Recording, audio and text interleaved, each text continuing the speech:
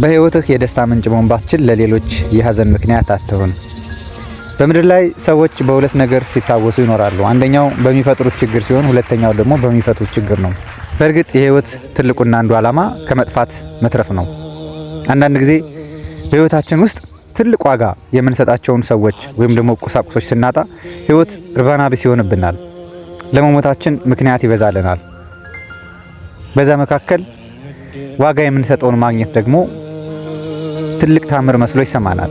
ታዲያ በዚህን ጊዜ እንደገና በህይወታችን ውስጥ አዲስ ሰው ወይም ደግሞ አዲስ ቁስን ማግኘት የመሰለ ታምር ነገር የለም። ነገር ግን አሁንም ያገኘነውን ሰው ላለማጣት ምንም ዋስትና የለንም።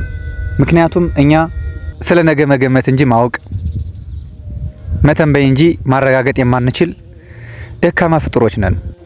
ይህ ጥቅስ ከደራሲ ናሁሰናይ ጸዳሉ መጽሐፍ ሜሮሊና የተወሰደ ነው።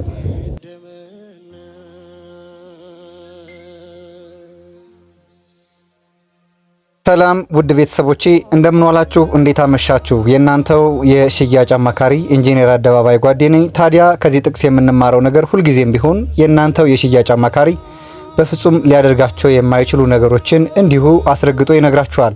ሁልጊዜም ከእናንተ ጎን መቆም፣ ሁልጊዜም ለእናንተ የተሻለው ማድረግ፣ ሁልጊዜም እናንተን ደስተኛ ማድረግ፣ ሁልጊዜም ባላችሁ አቅምና ባላችሁ ገንዘብ ልክ በአስተሳሰባችሁ ልክ የእናንተ ለእናንተ የሆነውን ከፈጣሪ ጋር የተሻለውን ነገር ቤት መግዛት ነው።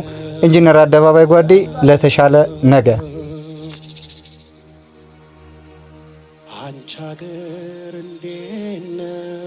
ውድ ቤተሰቦቼ ብሔራዊ ባንክ እንግዲህ ሰሞኑን ይፋ ያደረገውን የብድር እገዳ ማንሳት እንግዲህ ለብዙ ባንኮች በጣም እፎይታ ነው። ምንም ጥርጥር የለውም። ብዙ ባንኮች ኢቨን የራሳቸውን የሰራተኞች የኪራይ ወጪ የመሸፈን ያቅቷቸው ነበረ። እንዲሁም ደግሞ ለኢንቨስትመንት ላይ ወይ ደግሞ ትልልቅ ንግድ ላይ ለተሰማሩ ለሪል ስቴቶችም ጭምር አንዳንድ ጥሩ ነገሮችን ይዞ መጥቷል። በተቃራኒው ደግሞ ለዝቅተኛ የኑሮ ደረጃ ለሚኖረው ማህበረሰብና በዝቅተኛ ዋጋ አፓርትመንቶችን ለመግዛት የሚመጣ ሰው ብዙ ተግዳሮቶች እንደሚያመጡ በዚሁ መመልከት እንችላለን። እንግዲህ ካለፈው ትሬንድ ስንነሳ ባለፈው አመት የነበረው ወይም ደግሞ ከአመታት በፊት የነበረው ባንኮች የመገዳው እንግዲህ ወይም ደግሞ የማበደር ምጣኔ የነበረው እንግዲህ 15% ነበረ። ከዛ አሁን ላይ ደግሞ እንግዲህ ተነስቶም የወለድ ምጣኔያቸው ወደ 16% ከፍ አድርጎላቸዋል። ይህ ማለት በሌላ አጠራር እንግዲህ አንድ ባንክ ወይም ደግሞ አንድ የመንግስት ባንክ ወይም ደግሞ የግል ባንኮች ሊሆኑ ይችላሉ ገንዘባቸውን ለግለሰብ የሚያበድሩበት መጠን ወይም የወለድ ምጣኔ እንግዲህ ባለፉት አመታት በሬሾ ባለፈው ቪዲዮም እንደሰራሁት 18% ነው አካባቢ ነው። ዝቅተኛ 14.5% የሚሰጡ ባንኮች አሉ።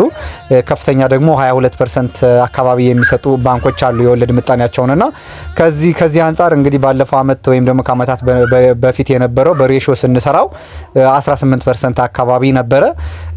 ስለዚህ ያው ዝቅተኛ የወለድ መጠኑ 18% ነበረ እና አሁን ላይ ደግሞ ብሔራዊ ባንክ እንግዲህ ገንዘባቸውን ማበደር ለማትፈልጉ ወይም ደግሞ ገንዘብ መስጠት ለማትፈልጉ እንግዲህ የኢትዮጵያ ልማት ባንክ ለተለያዩ አገልግሎቶች የሚውሉ ለኢንቨስትመንት የሚውሉ ብሮችም ስለሚያስፈልጉት ባንኮች እንግዲህ ለሱም ጭምር ማበደር ይችላሉ። እንግዲህ ባለፈው አመት ለምሳሌ 18% ከሆነ በኢትዮጵያ የወለድ ምጣኔው አሁን ላይ በብሔራዊ ባንክ 16% ነው ይሰጣቸዋል እያለ ነው ማለት ነው በሌላ አባባል።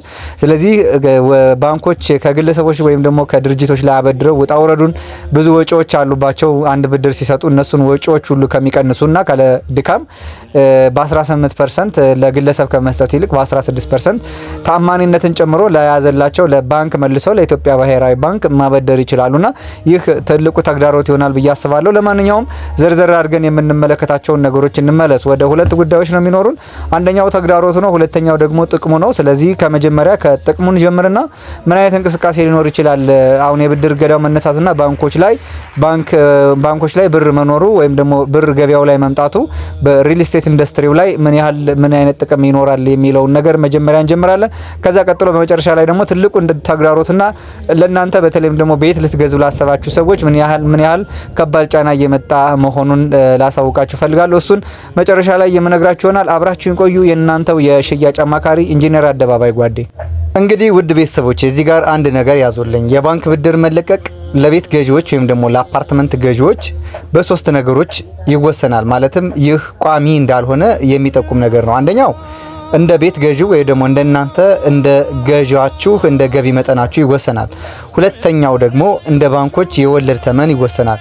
ሶስተኛው አፓርትመንቱ ወይም ደግሞ ዴቨሎፐሩ እንደሚሸጠው የአፓርትመንቱ ዋጋ ተለዋዋጭ ነውና ይህ የብድር መጠን ተለዋዋጭ ነው በዚህ ደረጃ። በአጠቃላይ እንግዲህ አሁን ያለውን ሁኔታ ስንመለከት አዋጭነቱን የሚወስኑት ሁለት ቁልፍ ጉዳዮች ናቸው። የመጀመሪያው እንግዲህ የቤት ባለቤትነትን ማፋጠን ነው። የመጀመሪያው ጉዳይ እሱ ነው። ይህ ማለት እንግዲህ እንደምታውቁት ያው ባንኮች ብድር ሲለቅላቸው ሞር ገበያው ላይ ብር ይንሸራሸራል። ሪል ስቴቶች ዴቨሎፐሮች ገንዘብ ያገኛሉ። ጥራት ያለው አፓርትመንት ገንብተው ቶሎ ማስረከብ ይችላሉ። ምክንያቱም ገበያው ላይ ብር ሲንቀሳቀስ እንደዛ አይነት ነገር ይኖራል። ስለዚህ ቤት ገዢዎች በተለይ ደግሞ ከዚህ በፊት የገዙ አቅም ያላቸው ሰዎች ቤታቸው ቶሎ ይደርሳል። ሁለተኛው ጥቅም ደግሞ እንግዲህ እዚሁ ላይ እንዳለን አብዛኛው ሰው በረጅም ጊዜ አከፋፈል በረጅም ጊዜ አከፋፈል የአፓርትመንቶች ወይም ደግሞ የቤቶች ባለቤት መሆን የሚችልበትን እድል ያሰፋል። ስለዚህ የመጀመሪያው እንግዲህ ጥሩ ጥቅሙ የምንለው ነገር እንግዲህ አነስተኛ አቅም ወይም ደግሞ አነስተኛ የገቢ ምንጭ ላላቸው ሰዎች የረጅም ጊዜ የብድር አገልግሎትን ማግኘት ስለሚችሉ በሱ በኩል የቤት ባለቤት መሆን ይችላሉ። ሁለተኛው ጥቅም እንግዲህ አልሚዎቹ ብዙ ብር ስለሚመጣ አልሚዎቹ ብዙ መበደር ስለሚችሉ የግንባታ መጓተት የመሳሰሉት ነገሮች በፋይናንስ እጥረት ምክንያት አይመጡም። ቤቶች ቶሎ ይደርሳሉ፣ ቶሎ ተገንብተው ለሽያጭ ይመጣሉ ማለት ነው። ይሄ የመጀመሪያው ጥቅም ነው። ሁለተኛው ደግሞ የቤትን ወይም ደግሞ የቤት የሽያጭን የዋጋ ንረት መከላከል ይሆናል። ለምሳሌ ዛሬ ላይ እናንተ ብድር ወስዳችሁ ዛሬ ቤት ብትገዙ ወደፊት የሚኖረውን በባንክ ብድር እስከገዛችሁ ድረስ የዛሬ የገዛችሁት ቤትና የዛሬ አመት 2 አመት የሚኖረው የቤት ዋጋ እኩል ስለማይሆን ዛሬ ላይ የገዛ ሰው ሞራ አትራፊ ነው። ስለዚህ የዋጋ ንረቱን ያመልጣል ማለት ነውና ጥቅሞቹ በዋነኝነት በሪል ስቴት ዘርፍ እንግዲህ ከዴቨሎፐሩ ውጪ ለእናንተ ለቤት ገዢዎች እነዚህን አይነት ጥቅሞች አሉ። ለዴቨሎፐሩ ቅድም እንዳልኩት ነው ያው ብዙ ብር ገበያው ላይ ይመጣል። ስለዚህ ዴቨሎፐሩ የተለያዩ የኮንስትራክሽን ማቴሪያልን ጨምሮ በአንድ ጊዜ በመግዛት ሌሎች ተከታታይ ወጪዎችን እንዲያስቆሙለት ያደርገዋልና ሞር የግንባታ ሂደትን ያፋጥናል። አዳዲስ ሳይቶችን እንዲገነቡ ያደርጋል። በግንባታ ላይ ያሉት ደግሞ ቶሎ ተጠናቀው ወደ አገልግሎት እንዲጀምሩ ያደርጋቸዋልና የብድር ማግኘቱ ለሪል ስቴቶች በዚህ ጉዳይ ይጠቅማቸዋል። ለእናንተ ግን ያው እኔ ሁልጊዜም እንዳልኳችሁ ከደንበኛው ጋር ስለምቆም ደንበኞችን ሊጠቅማቸው የሚችሉት እነዚህ ሁለቱ ጉዳዮች ናቸው። አንደኛው የዋጋ ንረትን ይከላከላቸዋል። ሁለተኛው ደግሞ ማንኛውም ሰው በረጅም ጊዜ አከፋፈል መንገድ የቤት ባለቤት መሆን ይችላል። ግን ነገር ግን ከዚህ በተረፈ ሁላችሁም ልብ ልትሉት የምትገባው ቀጣይ የማነሳው ሀሳብ ነው። ይሄ ደግሞ በጣም ከፍተኛ የሆነ ተግዳሮቱ ነውና እኔ እንደውም ከጥቅሙ ይልቅ ተግዳሮቱ ነው የሚመጣው። ብዙ ጊዜ እንደውም በባንክ የሚሉ ሰዎች እኔ ምናልባትም የኤንጂኦ ሰራተኛ ወይ ደግሞ በዶላር ከረንሲ የሚከፈላቸው ሰዎች ካልሆኑ በስተቀር አፓርትመንት እንዲገዙ ያን ያህል ሪከመንድ ስለማላረግ ያን ያህል እንትን አለምና እስኪ ሀሳቡን ግን ልምጣበት። ሀሳቡን ልንገራቸው። በጣም ከፍተኛ የሚባለው አሁን ላይ ይህ ብድር መለቀቁ ትልቁ ተግዳሮቱ የብድር መጠኑ ወይም ደግሞ የወለድ ተመኑ ነው። የመጀመሪያ ላይ እንዳነሳሁት የእናንተ የገቢ፣ ሁለተኛ የወለድ ተመኑና የአፓርትመንቶች የመሸጫ ዋጋ ተለዋዋጭ ስለሆነ በእነዚህ ጉዳዮች ይወሰናል ብያችሁ ነበረ። ስለዚህ አሁን ሁለተኛ የሚወስነው ነገር ምንድነው? የወለድ ተመኑ ነው። ለምሳሌ ባለፈው አመት የነበረው በ15% እስከ 22% ብድር ነበረ ባንኮች አፓርትመንት ወይ ደግሞ ቤት ስትገዙ ብድር የሚሰጧችሁ። አሁን ላይ ከረንትሊ ይሄ ብድር ተነሳ ማለት ባንኮች 20% እንደሚገባ እርግጠኛ ሆኖ ነው የምነግራችሁ። ቱ ሚኒመም 23% አካባቢ ነው። ሶ ማን ነው በ23% ወለድ አፓርትመንት ሊገዛ የሚችለው? ወለዱ ይቻላል ወይ? ወርሃዊ አንድ ሰው አንድ ግለሰብ ከ5 ሚሊዮን ብር ላይ ወርሃዊ 100 ምናምን ሺህ ብር እየከፈለ በአመት 1.5 ሚሊዮን ብር ክፍያ ከፍሎ መኖር የሚችል የትኛው ሰው ነው የሚለው ጥያቄ ሊመጣብኝ ይችላል። ሪል ስቴት ላይ ማለት ነውና የወለድ ተመኑ በጣም ከፍ ያለ ነው። ሁለተኛው ደግሞ እንግዲህ ሞርጌጅ ባንኮች ላይ እስካሁን ድረስ የቁጥጥር አዋጅ የለምና የቁጥጥር አዋጅ ከሌለ ደግሞ ማንኛውም ባንክ የፈለገውን የወለድ ምጣኔ ሊያወጣ ይችላል፣ መብቱ ነው በዚህ ደረጃና ይሄ ከሆነ ደግሞ ብዙ ጊዜ የጥቅም ግፊት ባንኮች ላይ ስለሚከሰት ማዕቀፍም ስለሌለው ብዙ ሰዎች በዚህ ደረጃ ታገኛላችሁ ተብለው የሚሸወዱበት አጋጣሚ ሊኖር ይችላል። ምክንያቱም ባንክ አለን ብለው ከሸጡላችሁ በኋላ ከዛ በኋላ ባንክ የሚባለውም ላይኖር ይችላልና ማዕቀፍም ስለሌለው 23% ማረግም መብቱ ነው፣ 25% ማረጉ ነውና ይሄ ትላልቅ ተግዳሮቶቹ ሁለቱ ተግዳሮቶች ናቸው።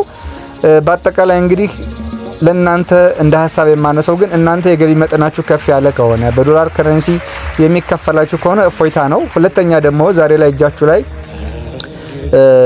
ካሽ ሳይኖራችሁ 50% ወይ ምናምን ኑሯችሁ ቀጣይ ቤት ሸጣችሁ ሌላ አፓርትመንት ለመግዛት ለምታስቡ ሰዎችም ይሄ ጥሩ አማራጭ ነው።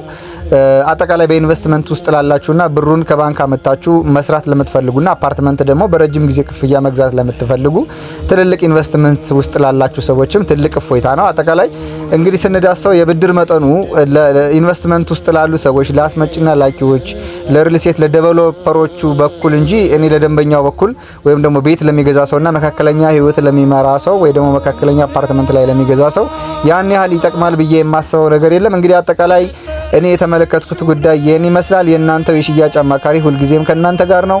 ከባንክ ላይ የባንኮች የብድር መጠን ስጋት ወይስ ደግሞ ጥቅም የሚለው ሁለቱን በአጭር የቪዲዮ አሰራር አሳያችሁ። እንግዲህ እናንተ ከኔ የበለጠ ደግሞ የሚጠቅመውን ነገር ታውቃላችሁ።